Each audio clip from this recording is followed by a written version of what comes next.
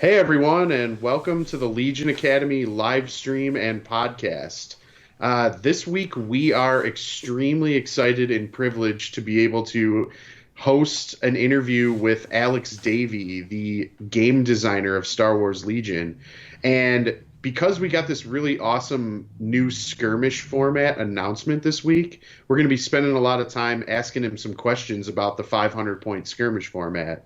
But first of all, how you doing, Sean? I'm doing really good. Super excited about the 500 point format.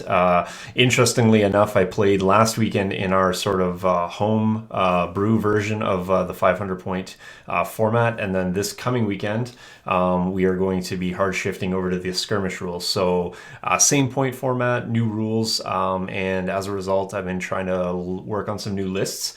As I was talking to you earlier about, I don't think everything hard shifts from 8 to 5. And I think 500 port format opens up the opportunity to maybe use potentially units that I haven't been fielding before, maybe small combinations and some synergies, and maybe some units that are actually amplified at the 500 point format. Just given the smaller format, the short turn, like the five round game, really intrigues me. I actually think that's something we haven't really thought about in our 500 point games, but I think now that I hear that out loud, I think that's probably going to be the biggest thing for me. The fact that it's just going to be, it's about 18% shorter of a game, and by that, couple less command cards you get played, and I'm really excited to see what that does to the game. Absolutely. We've been playing versions of this 500 point format in our local scene for months now. Basically, house ruled stuff, the Imperial Discipline stuff. And I'm super excited, and I know the local guys are super excited to have an officially supported skirmish format from Fantasy Flight with an official rule set, a whole objective and condition card mini game to play at the beginning is going to be awesome. Yep. And just know, it's one of these things I've brought up on a few of the previous episodes, but it really does a lot for the community to be able to play these shorter games on weeknights. Mm-hmm. It's a lot easier to justify, playing a 75-minute game at your local game store after work on like a Thursday night than it is to play, a potentially a 2.5 hour game of Legion. And I know that that's helped kind of like rejuvenate our community. So I'm really, really excited about this. And yeah, we'll jump into talking to Alex about it. He's got a lot of stuff to say about it. So yeah. Let's get on with that. So stay tuned. All right. All right. And so now we're going to welcome, with great respect and honor, Alex Davy to the show. How you doing, Alex? I'm doing well. Happy to be here. So we've got a lot of new listeners recently. So for the people that don't know, would you mind introducing yourself and telling them who you are? Yeah, not at all. I'm a game designer. I've been working at Fantasy Flight Games for about 7 years, and I designed Legion. Awesome. That's a short story. Yeah. Yeah. Hey, that's okay. True, based on a true story. Yeah. Okay. Based on true facts. Yeah. Fair enough. So what we're gonna do, Alex, if you don't mind, we're gonna really focus in on this 500 point format that got announced, and we are all super excited about that. So forgive us if our questions are sort of center focused on that, but first off, we were wondering about what motivation kind of created this 500 point format, and if it was kind of born out of the 800 point, or was this something you guys envisioned right from the get-go?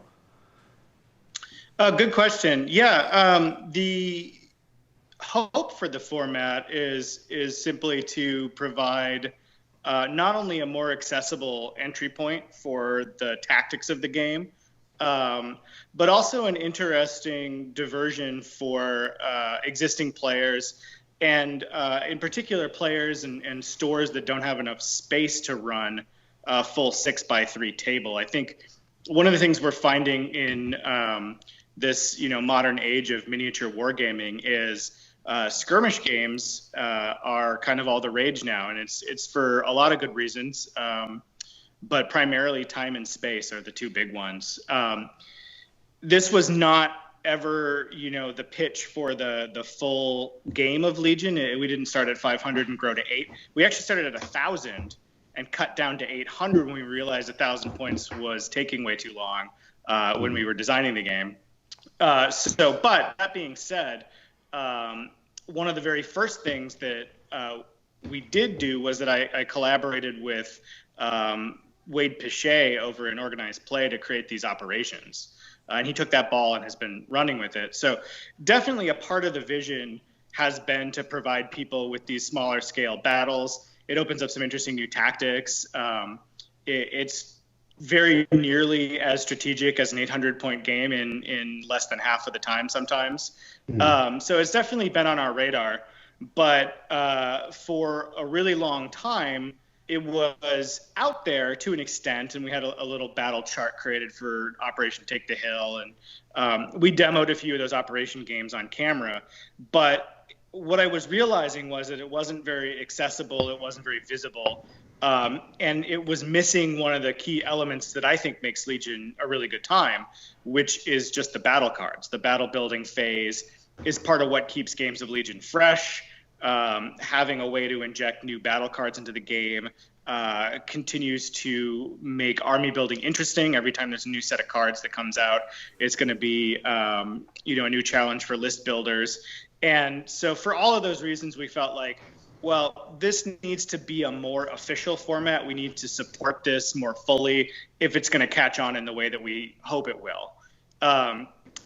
But to be honest, Luke and I and the whole Legion team have been so swamped with getting the Clone Wars up and running, getting all kinds of stuff spun up, keeping up with the rules reference, myriad other things.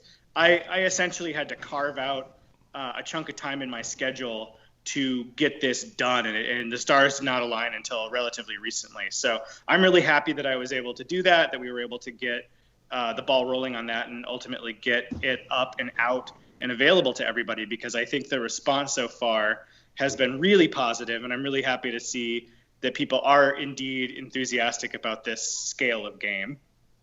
Oh, yeah, I could tell you 100% for sure that our Chicago community is extremely excited about this format. I mean, we have been kind of playing like the community designed rule set around this 3x3 for months now, because it's really good because it helps us run games on weeknights easier after people get off work and stuff. So that's one thing that everyone, once this announced officially, I mean, our Facebook page, our local Facebook page, like blew up with excitement. And so it's really good. We're really, really excited about it. One of the things we've noticed that you guys tend to listen to the community when the community's vocal about wanting something. Like we saw that in the case with the points rebalance and the changes to snipers and all that stuff.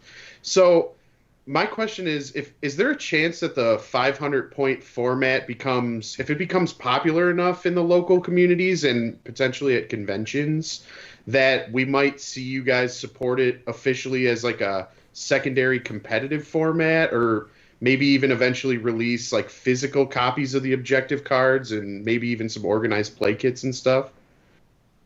That is a great question, and the answer is all of that stuff is already in the pipeline. Awesome. So I can't say exactly what that's going to entail. I do want to stress that it's not going to replace the 800-point format at the sort of premier and world championship level. That is still, the designated main format of the game, the official way to play on the world championship path and the major event path. So that's not going to be impacted by this new format. But one of the things about making the cards available, making this official, is that we do hope that stores will run events. We do hope that there will be tournaments for this format, league nights, campaigns, whatever people want to do. We want to give them those tools. And furthermore, we want to support the format through some organized play, prize kits, through any way that we can.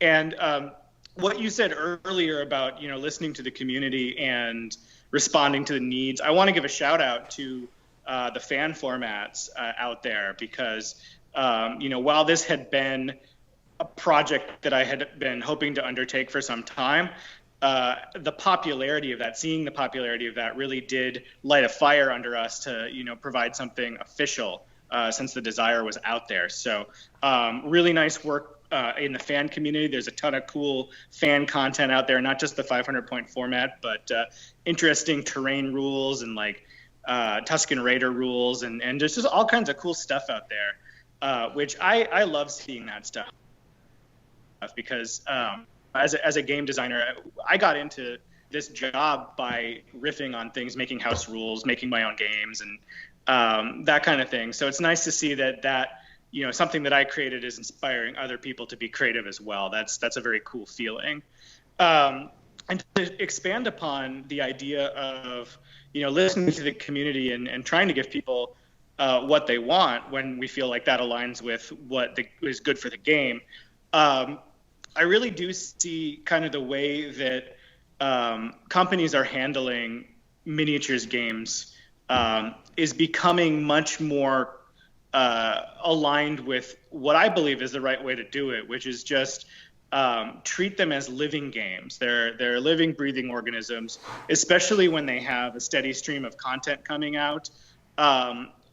Legion was designed very, very close to the reboot of X-Wing 2.0. So we weren't able to kind of adapt everything that we would eventually adapt for X-Wing 2.0 in terms of fluid and malleable points costs, app support, and all of that. But the philosophy behind the game was always the same. We want something that, if there's a rule that's causing people headaches or is causing certain lists to be overpowered or just simply doesn't feel right, we want to be able to go in and change that. If there's units that are not properly costed, we want to be able to go in there and update that. If there's a demand from the community for a new format or for more fleshed out terrain rules or, whatever it is, the only limit to our support is basically just our bandwidth, which is very occupied in terms of creating new content. So that's going to be our primary focus always. But certainly whenever we have time and around the margins, and occasionally we'll dedicate whole chunks of development time, like talent.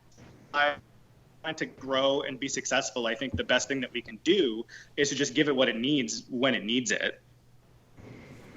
Yeah, that's fantastic. So it sounds like you have a lot of balls in the air. You're juggling a lot of things for sure, not only with Legion, but I mean, there's other games as well. But one of the things that we plates. Yeah, fair. Joe and I talk about all the time how FFG is responding to the community, how they're responding, particular around Legion, and we really respect that response because as players, we want to make sure that we kind of have a voice, or we like to have the perception that we have a voice. So my question is kind of as new players continue to onboard, particularly with Clone Wars or even the continuing player base that we have already, how is it best that players reach out, get their opinions, suggestions, and voices heard? Like, so what platforms, what avenues should people go to do that in the proper ways? I mean, that's a good question. We check out a lot of different feeds. We listen to podcasts. We check out Discord. I know Luke is pretty active on Discord, and I will sort of submarine into there from time to time to sort of check things out when big events happen. So all of those avenues is basically just to sort of keep doing what you're doing. Post on Reddit, post on your favorite forum, post on our forums. I definitely read the Legion forums with regularity. Talk to us in person if we're at a convention, or if you happen to be in the Twin Cities area at one of our Game Center events or what have you. So we're sort of out there absorbing all of that information and sort of paying attention to the conversations that the community is having. But if you really feel compelled to, you can also always just email me directly. I can't promise I'll answer it with any kind of expediency. A lot of stuff gets buried in my inbox these days, but I do try to read everything and I do try to respond eventually. And even if you don't get a response for quite a while, I will have looked at it and I will have thought about it. So reach out and just keep talking to each other, keep producing content. That kind of gets us, that's how we can put our finger on the pulse of the community, and that's how we can kind of understand what the desire is, how things are going, what's working, what isn't working. So we're plugged in. If it's posted in a fairly prominent place, we'll probably read it. I think from a player standpoint, just my personal perspective, I think that's super respectful of the fact that I can't imagine or can't remember any other games that I've kind of had this sort of interaction with, game designers or other people, even in OP and things like that. Every tournament I've gone to that there's been an FFG representative, I've been able to have like basically a conversation. I feel a personal connection, and I haven't had that with any other game companies for sure. But that's awesome. Definitely. Yeah, and it's our pleasure. Like we really love being able to meet people. We love being able to talk about these things. The Legion community rules. I mean, it's a really fun group of people, and one of the most recent things that I was able to participate in was just the very small scale invite only worlds, and that was a really cool way to spend some genuinely good, interesting, productive time with some of the top players and with some of the bigger voices in the community. And I'll just say that my interactions with the prominent Legion community members have been nothing but positive, and that's the kind of energy that makes us just want to give more and do whatever we can to support everybody who's enjoying the game, because that is good news for everybody. It's good news for us as the producers of the game. It's good news for the community if they can get their concerns addressed, and it's good news for the future of Legion. Definitely. Absolutely. Okay, well, I want to get back to the 500-point format again, because I'm just really excited about it. So I know I'm going to keep bringing this up, but I'm happy to hear that. One of the things that I particularly like about this format is I'm a player that buys all 4 factions, right? So, and I pretty much pick up everything that gets released. And I think there's a few units in particular that feel significantly stronger on a 3x3 than they do in like the 800-point format. I'm thinking like full scout trooper squads and fleet troopers, stuff like that. So it's really exciting and fun for us to be able to feel like excited to put those on the table in this format. So my question is, going forward, from a development standpoint, how much are you guys considering the 500-point format? Is it influencing future unit development? Are you trying to balance for both, or are you just still focusing on balancing for the 800-point format? Well, that's a good question. This is a new format, and as of yet, no development has happened post-skirmish. So I guess it could really go either way. My current thought on the matter, though, is that designing for the 800-point format is what we've been doing. It's what we know how to do. And it's still sort of considered the main format of the game. We definitely want things to be effective in that format first and foremost. But what's been kind of interesting about Skirmish is that while the new game mode does affect the power level of various units in different ways, at least so far, the overall balance of the game has been pretty good. Yeah. There are a variety of different strategies in Skirmish mode that are effective. At least I've found out that to be the case so far. Yeah, definitely short-range units and melee characters and Jedi and Emperor Palpatine are really nasty in this format, and perhaps even more so than in the 800-point mode. But that, to me, is not necessarily a sign of imbalance. It's just a different meta. It's a different approach that you have to take for the game. And so far what we've found is that if you just take the units and commanders and everything that was designed for the 800-point game and put it on a 500-point map, on the 3x3 map, it works surprisingly well. I was actually kind of shocked by how few restrictions I had to put on the format. In early testing, there was some talk about, limiting commanders by points level because the high points commanders are incredibly strong. But what we found is that, like, yes, they're stronger on a 3x3. There are units that are stronger on the 3x3, but that doesn't mean that the game is unbalanced. You don't have to take one of those characters to win. So it's kind of my hope that we can keep pitching things at the 800 point format and focusing our balance there, and that it'll just work, because so far so good. Yeah. That being said, time will tell, and I think that a better strategy to address any sort of skirmish format imbalances, rather than address the units themselves, which we will be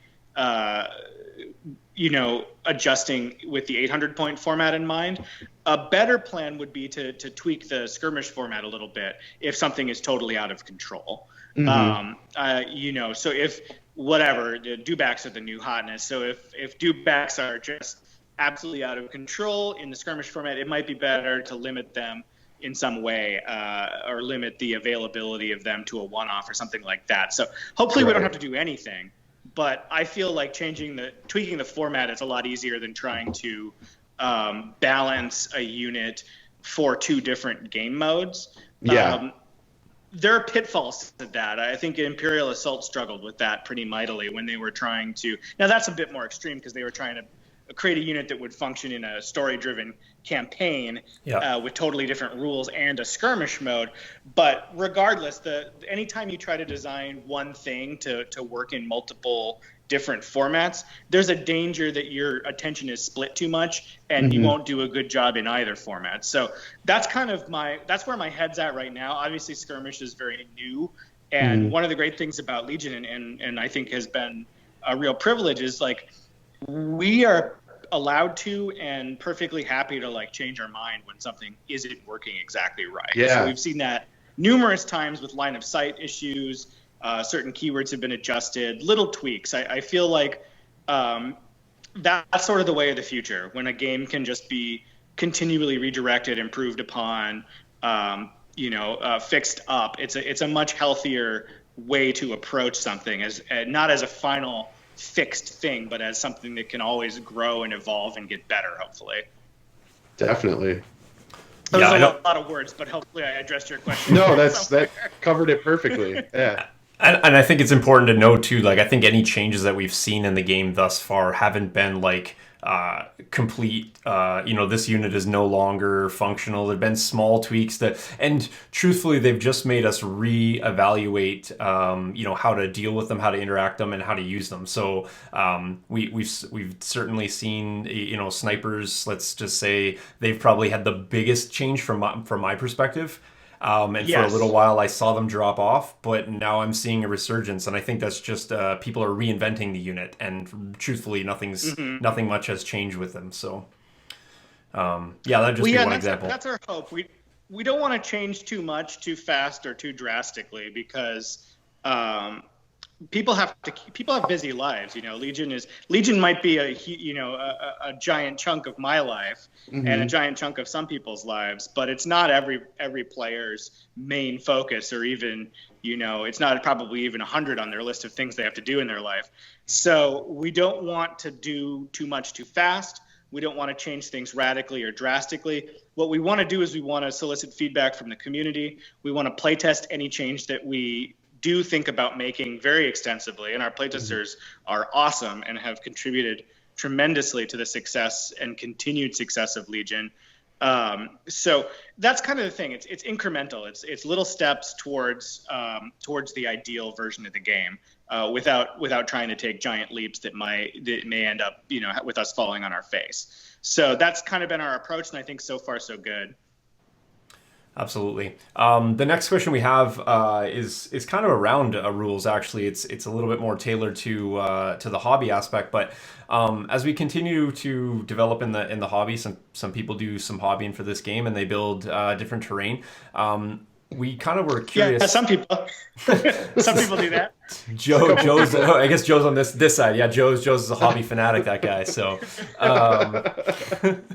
Taught me everything I know.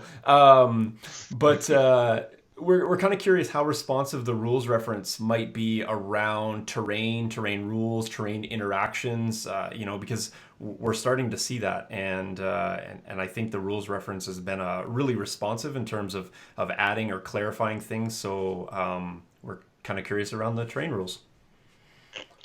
Yeah, that's a great question.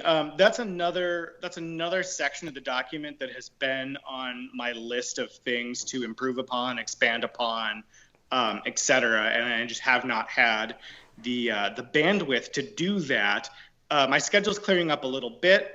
One of the things we want to do in the very near future is provide terrain guidelines to tournament organizers in our tournament document that go over recommended terrain setups in a more detailed way. There's sort of an art to building a good Legion table, and I think a lot of people in the community understand that, but there's nothing. The guidance that we have is pretty limited at the moment. There's the 25% rule. There's various things, but my hope is to provide a more official and more expanded set of guidelines for tournament organizers, not to be prescriptive, but just to be like, hey, we've been playing this for a while. The community's been playing this for a while. We find that the game works really well when there's, 8 to 12 sort of barricade level scatter terrain pieces, 1 to 3 big height 2 or higher line of sight blocking pieces, and, 2 to 4 height 1 or smaller, line of sight blocking pieces, and a mix of area terrain, more emphasis on light cover than heavy cover, all the sort of things that are kind of intuitive to a lot of people, or that people understand who have played the game a whole bunch, but that is not in any way sort of out there and available for people who are just getting into it. So yeah, a more comprehensive guideline for good table setup is on my list of things that I want to address. And this sort of second thing that I want to do is I would love to expand the terrain section of the rules reference with some more suggestions about different terrain types, like lava, how to incorporate stuff like elevators and automatic doors. And, a lot of that can be extrapolated out by the community. And the rule set was designed to be pretty loose so that people would make their own decisions and sort of would come to a sense of how they would like to play the game. But that being said, we haven't really had a chance to touch that section in a long time. I think we've learned a lot, and I think that I would love to add a few more pages in there with just more ideas and more fleshed out guidelines. So the answer is yes. As soon as I possibly can, that's on my list of things to do. I think that's something I'm particularly excited for, because I want to say we've probably tried 5 different house rules for interacting with doors. So it's complicated. There's some different nuances there. Yep. And do you let people shoot doors to either open or close them? That's very Star Wars. See, that's really cool. I haven't even. We got to try that. Well, I mean, like in Star Wars, right? If you shoot a door, it just does exactly what you want it to do. If you want it to close and lock, it'll do that. If you want it to open up, you're good to go. So, fair. Do our terrain rules need to reflect that idiosyncrasy? I don't know, but that's the kind of thing that you think about when you're working on a game like this. Star Wars is weird and wonderful, and it leads to some pretty interesting rule sets. Definitely. I think you just forgo a shooting action and you get to do whatever you wanted with the door. That seems do you want to fair. open, close? Yeah. I just want to jump on what Joe said is, and I went to Chicago and played with Joe there, and what I think is nice about not having set rules at this point is that you can go away and take a collective set of house terrain rules and bring them back to your community. So I bring them back here. You can also drop off some of your rules and your interactions with people. I think that I think that having a unified set of rules in terms of tournament structure, and you go to a place and this is how things are going to be played, is also good. So I think there's definitely a balance with each. So I'm not saying what we need rules for, but I think that there is certain things that are very consistent on every table, and maybe those have rules. But I think to make a rule for every piece of terrain and every interaction is probably not reasonable. And I think having a little bit of creativity, I think, is also awesome. Yeah, fully defining all possible terrain in existence is sort of neither possible nor desired. I mean, the game is definitely supposed to feel pretty collaborative. It's supposed to be loose enough to incorporate anything that you want to do, if you have a scenario that you want to do, if you have a specific board you want to build that has, an arboreal component, and you can like jump from platform to platform, even if you don't have the jump keyword or whatever. Like, we don't want to discourage that in any way. But I think where we can perhaps step in and provide a little bit more guidance is in just more suggestions for how one might treat sort of commonly found terrain. And the second part of that is just more guidance for the tournament scene, because when you are in a competitive environment, people do want a bit more of prescriptive guidance. They want to make sure that they don't show up on a Tatooine board that's just an empty desert. That's bad news if you don't have a gun line. So that's the kind of thing that it impacts balance. And I think that's an area that we can be a little bit more comprehensive in our guidance. Yeah, I think I saw that specifically with Lava before at a tournament where I was playing an opponent who the board defined a specific rule for Lava, and my opponent was like, "I've never seen this before. What is this?" Yeah, I've never seen like tournament Lava rules either, so that's kind of cool. Yeah, I'm not against it, but I think people do, and I've been doing minis games for a really long time, and some of my favorite tournaments are the ones that are the most creative, and the maps that are the most interesting. Those are sort of an additional challenge to be tackled. But at the same time, you don't want to stray too far into a dozen custom rules that nobody else has ever heard of. So there's a balance. Like with all things, there's a balance to be struck. And I think that that's just something to keep an eye on going forward.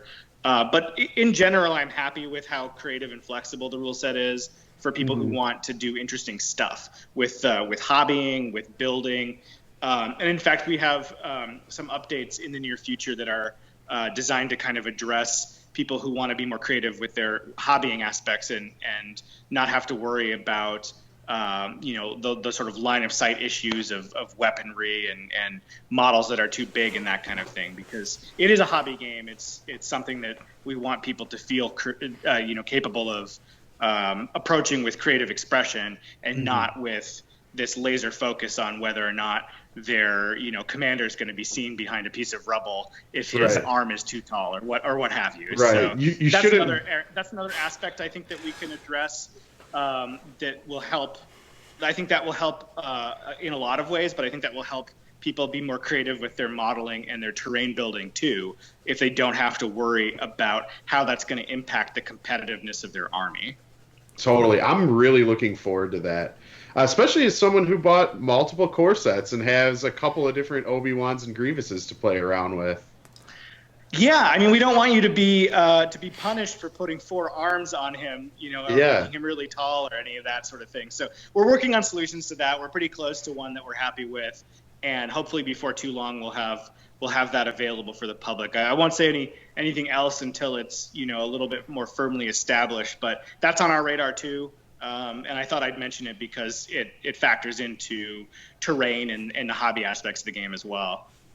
So you heard and that's it. Another example of like listening to the community, and that's something we've heard, a lot of. So that's definitely on our radar. Awesome. So you heard it, Joe. Alex just confirmed that I can have a 5-arm Grievous and you can't do anything about it. So. Yeah, absolutely. Make it 8. Yeah. Fair. Yeah. Why are we limiting ourselves here? Yeah. I'm going back to make more comedic droids because I want to have droids doing all kinds of funny things. So, yeah. And well, you and I are kindred spirits, I think, because on my workbench right now I have a medical droid with more than a few lightsabers in his arms. So the Imperial medical droid. So I'm building a weird hodgepodge droid monstrosity, as we speak. Nice. That's awesome. There's a spoiler for everyone right there. There we go. We said no spoilers, but there we go. We got that. Awesome. All right, Joe, you got anything else? Not really, other than when are we getting Baby Yoda? Oh man. That would be I will say that would be a great objective marker. Oh yeah, actually it really would. I mean, Yeah, Well, yeah, I don't see any reason why that wouldn't fit in perfectly. for oh, sure. well, thanks so much for coming on and talking to us, Alex. We really appreciate it. Yeah, we know Well, you're headed yeah, off thank you. vacation, so Yep. Yeah, I'm off to San Antone tomorrow, but I appreciate you having me, and I appreciate everything that you do for the community. It's nice to have so much enthusiasm out there. So thank you very much, and I look forward to talking to you again sometime in the future. okay, Thanks, Alex. awesome. Thanks a lot, Appreciate it. Alex. Cheers. Cheers. All right, awesome. That was our interview with Alex Davy, and he said a lot of awesome stuff that I'm really excited about. Sean, how about you? Yeah, super excited. We heard some things that we didn't even anticipate in our questions that we were going to get responses to. So he was very articulate about and responsive to all our questions. I wanted to say in our intro, I was just going to put this out here because it was kind of an accolades to FFG around the fact that this new format is not costing anybody anything. The Yeah, last thing I want to do is have somebody pick up a starter, tell them it's 800 point format. The following week, say, hey, you know what? There's also a 500 point format, but you just have to get this, this, and this. I can right. say that, but I'm doing that without a price tag attached, and I think Yeah, that's incredible. Because now you can basically play two forms of the game, and truthfully, we can tell people as kind of ambassadors to our games in our local areas, you can truthfully now pick up a core set and be playing the game at a yes. full point level. It's Yep. not 800 points, but it's at a full level with rules, and that's Yeah. awesome. Yeah, and you could even go you could go buy, one operative or one commander and really mix up that list Yeah, instead of, six or seven boxes of stuff. yep, So, that's huge. That's right. awesome. It is nice to hear that it sounds like they're going to do some official like organized play kit stuff. That's a That prize. was I really like. juicy. Yeah, that's a prize. Like I don't usually care about too much about the alt arts or the acrylics or things like that. However, I'm now going to be really gunning for whatever level you have to finish to get a set of those official cards because I can print things Yeah, out, but there's just something cool about tangible cards and official prints and things like that. So, and the fact that totally. they're already thinking about that. Just another layer to the freeness that there's already there. Opportunity to get them. In an official capacity. Absolutely. Man, I liken this format from like a time and size perspective to a game of X-Wing.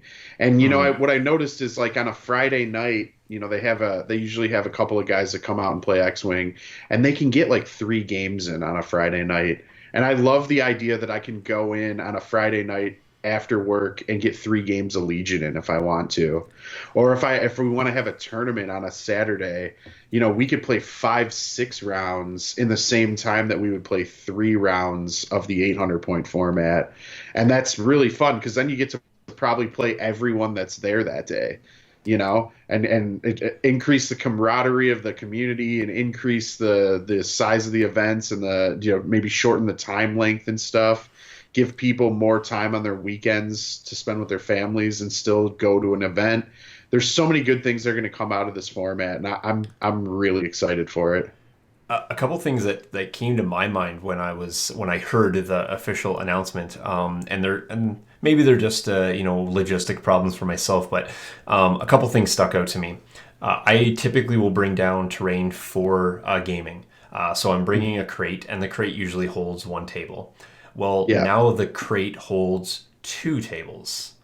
yeah, And now I can say to a store owner, if it's not a league night or if it's we're trying to find a pickup space, rather than have to acquire two 6-foot folding tables for one game, now I'm like 4 guys can play on that size space. So the accommodation of a store becomes infinitely easier if you're trying to get in and have a yes, game on an off night. So all these little things that I'm sure aren't in the planning stages of this skirmish format, but as a person trying to rally people to play the game and be an ambassador at the store, these small logistic improvements are making it easy for me to sell the game, get people into the game, Totally. and just get people to come out. Hey, I couldn't make Thursday league night. Well, you know what? Let's go find some space on Tuesday. Are you free? Yes. Store owner. Hey, can we just sneak in? I know it's Magic night, but can we just take one table? Absolutely. One Now you're table. playing.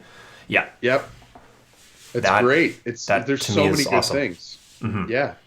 It's awesome, man. It's awesome. The other thing that I like about it, and this is just, coming from all these test games and in this format that we've been playing unofficially and casually in our scene for a while now, is the fact that, I'm someone who collects all four factions and I'm someone who buys every release. I don't buy like six of every new core unit that comes out, but if an E-Web comes out, I'm getting at least one E-Web. When Tauntauns come out, I'm getting two, maybe three Tauntauns, right? I'm buying everything. And I've bought some units for just in general that I just almost never field. Yeah. Fleet troopers come to mind. Full scout trooper squads come to mind. And now what I've noticed is that some of those units that didn't see play as often in the 800 point format are now feeling a lot stronger in the 500 point format due to the size of the table. So those short range units, they can get into the fight a lot faster. They can put out their damage a lot earlier. And I'm starting to see that a lot of the things that I bought, I'm having to pull back out, blow the dust off of, and put them back on the table. And I'm really excited about that. Just give me more reasons to use the toys and the models that I've already bought. Yeah. So I think on the back of that, I think there's also something to be said for kind of working units the other way. So we've seen units in the game where, or at least on my experience, is that people will buy one of something. They'll put it yep, on the table, but that unit tends to work better in twos or threes or in tandem with other things. And so what happens is they buy one unit, they're a little underwhelmed or potentially aren't tapping into the full potential of the unit. They don't want to invest in another one because they kind of don't have a good track record with it. And so they sort of move on or go back to what they had. Now in the 500 point format, you probably aren't buying threes and twos of things because you're probably only fielding right. in most cases outside of core, you're probably only fielding ones of something. And so now you Yeah, have the opportunity to purchase a thing, maybe use it, get better with it, find the nuances of that particular unit, and then figure out more informedly if you can actually add to that. Is this worth replicating? Is this worth expanding on? So rather than buying right. three of something and be disappointed and now have three units that you're not using, you can buy one of something, feel good about it, and then build on it if you want. And if not, you're only out the purchase of one unit. Yeah, For example, go back to your fleets. I haven't seen many people field multiple fleets, but I bought multiple fleets just because that's how I tend to yep, buy into the game. yeah, If I don't have the means to that, or maybe I just want to maybe divide my funds into different things, I might have felt better buying one fleet, putting it on a 500 point format table, and then deciding, you know what, I think this is where I want to live with this unit. I'll use one, but I'm good with one. yeah. So I think 500 point format allows people to explore a little bit more economically in terms of gameplay. Yeah, saboteurs are really strong. Wookiees are really strong. Royal Guards. A lot of the stuff that at one point was really good, maybe a little difficult to use, stuff like that. But now you have this smaller space to experiment with it in, and you could find some really devastating, powerful combos. And I'm really excited just about the strength of these Force users in this format. I mean, Palpatine is incredible in this format. Vader's incredible. Dooku's incredible. Just because they want to play in that short range band, and they have these really strong command cards, and you're kind of forced to walk into their space on these small tables. So it's really interesting to see how that's gonna shake out. I know Garbage Day was last Wednesday for you, so you no longer have a Palpatine, but I own two, so I'll send you one. Because I have two as well. okay, Don't kid yourself. you didn't recycle all of them, so I got a little story about my second Palpatine, and it ties in perfectly to what we heard Alex say. I bought a second Palpatine just to hobby, and I've literally almost never put it on the table because essentially what I did was I went out and I bought one of those D&D miniatures of like a human wizard just because his hands are shooting lightning out. Right. And so what I did is I cut his hands off, I glued them onto Palpatine's, and I now have a Palpatine that has a huge like lightning bolt shooting out of his two hands. And it looks awesome and thematic. But the reason I barely use it to play is because it has this ridiculously large profile, and rules written right now say that, oh, if I could see the tip of that lightning, I could shoot him. So it Yep. makes him very difficult to hide. Well, Alex just cleared up for us that FFG is in the process of changing that rule, and they're testing a couple things behind the scenes. And I'm really excited about the prospect that they really want us to encourage hobbying over like getting some sort of gameplay advantage for choosing to hobby things the way you want to hobby them. I'm just truly excited that won't have to see any more backwards Boba Fett's, because there's nothing that bothers me more than seeing Boba Fett pointed in the wrong direction continuously, or rotate your Leia so her gun's facing the other way, or turn this unit or turn that. Let's let that sniper shoot backwards over his shoulder so his gun barrel doesn't stick out. Yeah. Yeah. And I think that is going to add some more creativity to units, and then not say, oh, I'm going to take Op Vader or Op Luke because the lightsaber's at the side, but it's really going to be, I'm going to use that as my commander Luke because I like the pose of the lightsaber better. Like use models, be creative, add things. If you want to add flames coming out of the snowtroopers. That's awesome. Let's hobby the heck out of that. But let's not penalize somebody for putting in some hobby effort. That to me is foolish. And I think that probably, I mean, I can't speak. I'm going to speculate that was never probably the intent of FFG to like limit hobbying around the game.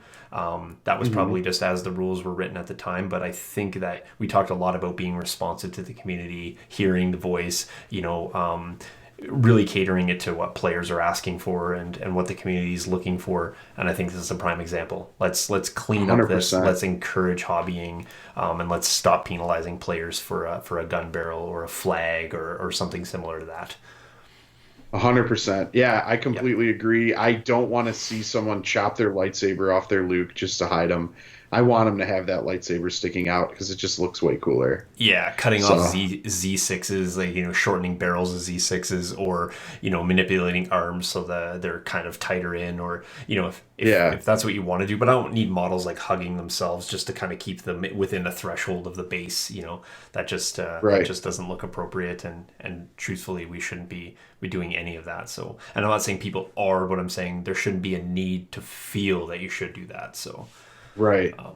Yeah. No. So that's great news. It's good to hear that they're addressing that.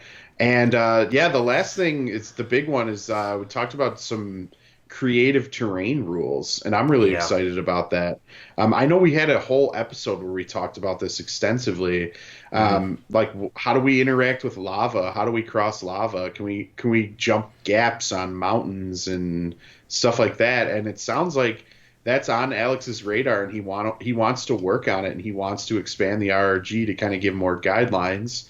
And he also wants to give guidelines to TOs on kind of table setup and table guidelines and stuff. So I got really excited when I heard that, and I'm sure you did too as a terrain maker. Yeah, as I said in the interview, I'm kind of interested, and it's sort of a reactive response for how are people going to deal with something that I've made. I'm always sort of governed by the rules of the game now. However, when there is no rule, I don't want to just not do something. So when I heard him talking about how do you jump, like you could jump from pedestal to pedestal or things like that, where, okay, the unit doesn't have jump, but let's just imagine that they make a small leap or a bound or something like that to get between, platforms. I want to be able to do that. I've done that a lot with, rock faces, and you kind of have a stepwise fashion to go up. Well, you can't move your template directly between those two, but it's reasonable to suggest that It's within a movement space, and you should be able to do that. So I've Right. incorporated that without rules. But the fact that we're going to have some suggested rules around this just makes actually expands my creativity. Because Yeah. now I'm not trying to like create a feature that's unplayable, or I Yes. make something and it's like, well, there's no ability to interact with this because the rules aren't written. Well, rules Mhm. not written doesn't mean that you can't do it. It just means you need to use some sort of creative approach around that. I understand that it's Yeah. tournament format that you want to have some consistency around a piece, so I'm glad that we're going to kind of maybe have some guidelines. And I think he used the term guidelines. I don't think he said rules. And Yeah. so as long as tournaments are very clear about what is and is not going to be in play, and I think having a paper at the table or going over in the tournament briefing, I think that's good enough for me. It's consistent in terms of how it's played at that one event. I'm fine with that. I think what will Totally. happen is we'll get some rules. People will probably sort of play them out, and much like rules of the game, maybe they go through a couple iterations to come out with some more polished rules and interactions with specific terrain pieces. As Alex said, and I pointed out as well, impossible to come up with a rule for everything. Nor do I think it would be very fun to try to basically assign a rule to every type of interaction. Totally. But it's nice to see that they are going to clarify some of that stuff so that it does limit the confusion, especially for the tournament setting. Yeah. Um, yeah, Doors, I'm really elevators, looking for. ladders, all those things Yes. need things. We see them on every table. Yeah. A Yeah. ramp maybe, or is a ramp going to be classified as is it going to impact your movement? Is going up it more difficult, going down it maybe, and maybe we have some interactions like that Yeah. where terrain is ruled based on how you're interacting with it. Not specifically Yeah. this terrain is this type, but based on your actions within that, is that going to impede or I guess advance your movement or whatever it does. Yeah. I'm excited for it. It's all good stuff. We've got a lot of great stuff in the works coming down the pike for this game, and a lot of cool things to be excited about. Yep. But yeah, if you're out there and you're building your community or you're trying to encourage people to play even the Clone Wars, try out this skirmish format and let's get excited about it as a community. Let's really rally behind it because it brings a lot of good things to the table, and it doesn't mean that you have to stop playing the standard 800 point format. This is just another option, and I think that's good. That's what we need now. So I think for me, and it's interesting. It's as you pointed out, the prospects of playing 3 games in a time span that I'm currently playing one, just in the setup, the teardown, just the nuances of going through 6 turns with 800 points versus going through 5 turns with 500 points, and maybe the games will be a little bit more decisive, a little more quickly. At 500 mhm. point, that's been kind of my 4 turns tends to be the sweet spot. I find it's like, I do we need to play that? We played 6, but I mean, do we need to play that? Yeah. No. Could it be, play out 5 and it's like decided? I like that. But I think just the prospect of playing more games at 500 points is very intriguing versus playing a limited number of games at 800 points. Yeah. Totally, and it's really easy too if you have like just some scattered terrain or some 3D printed terrain. I mean, you finish your game, you shift some pieces of terrain around, you got a whole new board, jump right into another game. Well, I mean, It's you have 4 tables, right? I mean, the ability yeah, to pick your side of all 4 is cool, and also getting terrain for a table. That's one of the attractant and detractants of the game. I find you walk up and it's like, whoa, is all this 3D printed? Where did you guys get this? Oh, we printed all this, or we bought all this, right. and it's like, okay, and then you do the quick math and it's like, oh, well, how much is this? Even if it's $20 and you're like quickly calculating, oh, there's like 14 pieces of terrain. That's a big barrier to entry financially. If you're Right. like, no, you need like 3 buildings, and you know what comes with barricades, so that's your Yeah, scatter. there you That's a go. lot more affordable. Totally. I can quickly envision from 0 to being invested in this game, as opposed to Yep. 0 and then seeing 800 points and a full table worth of stuff. So I would almost encourage almost all new players to start at 500 points first. Like tell your community leaders that that's an easy sell. That's, one core set, maybe one operative expansion, and 3 pieces of terrain and some barricades out of your core set, and you're Yeah. playing the game. Yeah, no, You know? I totally agree. The core set becomes infinitely more attractive now that that's two starter armies, and not even we called them Yeah, starter armies before. They're just armies now. Like yeah, at the 500 point format, they're an army.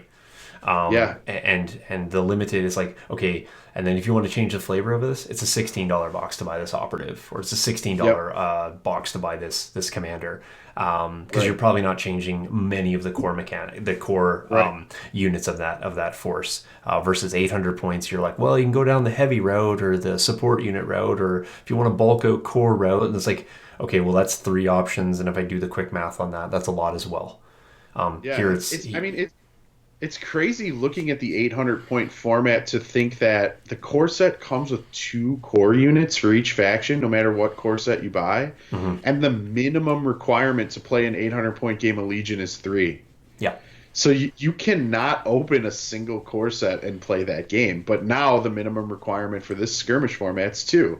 Everything in the box is all you Yeah, need, really. it is the It's contents awesome. of the core box, Yeah, it's and awesome. I think the selling feature of stepping it up to 800 points is just multiplying your core, and I Yep. think that becomes a little bit more clear to players as well.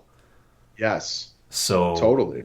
yep, there's the splitting of a core box or each purchasing and switching contents just becomes a lot more clear to players now.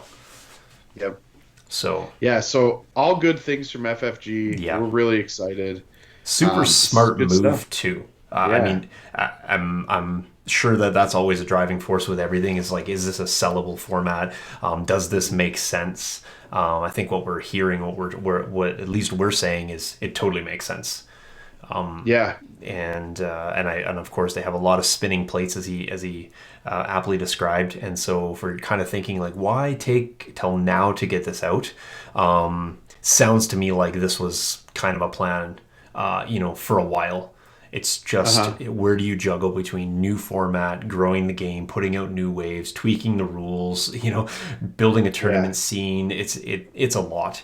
So I think And we. potentially being on multiple game design projects at one time. Hmm. Hmm. Like I'm guessing I've seen Alex on X-Wing streams before, Yep. so I'm guessing he's not just doing Legion. I don't know, but he's got a lot on his plate. Yeah. So, I mean, that sort of amplifies the fact that we're really appreciative that he, spent some time to come on, Legion Academy with us and sort of share that information. So, looking forward to speaking with him again, of course. And we want to say, of course, we're very appreciative once again of him coming on, and hopefully you guys are, got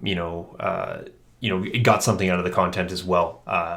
He always has a lot to say about the game, but he shared with us some great info. So take that information, run with it, and hopefully you guys are using it to kind of grow your communities. Because ultimately, it's really what our podcast is all about.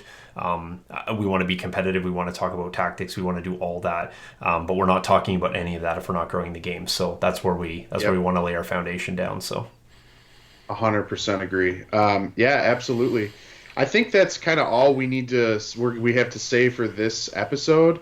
But we're definitely going to be exploring all of this stuff many more times in the future. I know for sure this 500 point format's massive in our local scene, so I'm sure I'll be able to talk about games for a long time. So stay tuned for that in the future for sure. And it's definitely easy to, not to spoil anything Sean's working on, but it's easy to film a 3x3.